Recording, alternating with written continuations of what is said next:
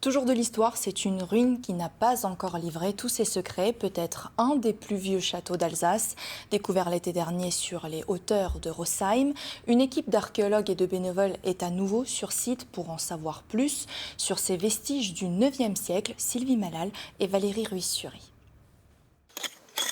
Ils ne comptent pas leurs heures. Pour les archéologues, le temps se mesure en siècles.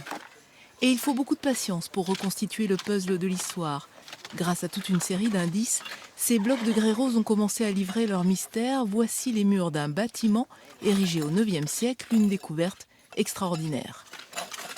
En fait, dans toute la France, vous avez des châteaux du 12e, 13e, 14e, en Alsace, sur tous les sommets, il y en a plein, et ça, on les connaît. Les châteaux avant, c'est-à-dire 9e, 10e, en France, il n'y en a pas beaucoup, ou en tout cas, il y en a très peu qui ont été fouillés. En Alsace, vous avez sous les yeux le plus ancien château jamais fouillé. Donc l'intérêt scientifique de ce bâtiment, il est extraordinaire. Un château du 9e siècle avec en contrebas un rempart qui pourrait être plus ancien encore.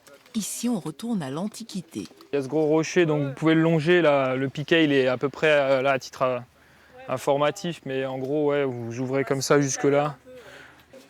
Un périmètre après l'autre, toujours ce travail de fourmi à la recherche d'un morceau de poterie.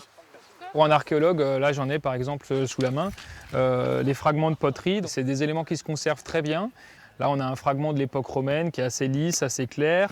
On a un fragment du Moyen-Âge qui est plus grumeleux, etc. Et donc on a vraiment des bons référentiels pour savoir à quoi ressemble la céramique au 1er siècle après Jésus-Christ, à quoi elle ressemble au 8e, et c'est toujours très différent. Par petites touches, le passé se dévoile.